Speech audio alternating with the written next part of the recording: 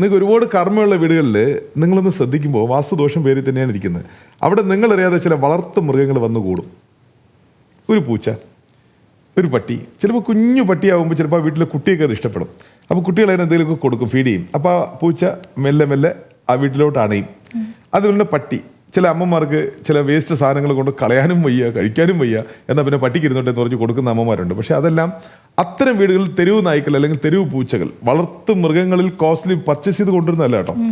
ഇതേപോലെ തെരുവിൽ വിധിക്കപ്പെട്ട മൃഗങ്ങൾ, അതിൽ പെൺ ഇനം, ആണിനം, പെണ്ണിനം, അതുപോലെ പെണ്ണിന പൂച്ചകൾ, പെണ്ണിന പട്ടികൾ, ആണായിരുന്നാലും പെണ്ണായാലും ഓക്കെ, അതിൽ പെണ്ണിന് കൂടുതൽ കർമ്മ വലിക്കാൻ പറ്റും.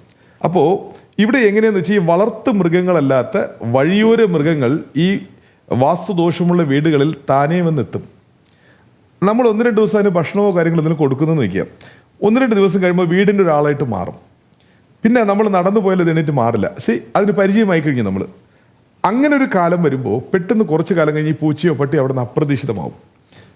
അതിന് മരണം സംഭവിക്കുന്ന തിരിച്ചു വരില്ല, എന്നേക്കുമായിട്ട് ആ വീട് ഉപേക്ഷിച്ചത് പോകും. ആ വീട്ടിൽ വരേണ്ട കർമ്മ ഈ പട്ടിയോ പൂച്ചയോ ഇത്തരം മൃഗങ്ങൾ മേടിച്ച് അകലെന്ന് പോകും. ചില പൂച്ചയോ പട്ടിയോ ആരോഗ്യമായിട്ട് വരും, പക്ഷെ അവിടെ വന്നതിന് ശേഷം രോഗം പേറും. പിന്നെ ആ വീടിൻ്റെ ചുറ്റുപാടുകളിൽ തന്നെ അത് ഉണ്ടാവും. അത് നമ്മൾ അനുഭവിക്കേണ്ട രോഗമായിരിക്കാം, അല്ലെങ്കിൽ നമ്മൾ അനുഭവിക്കേണ്ട കർമ്മയായിരിക്കാം.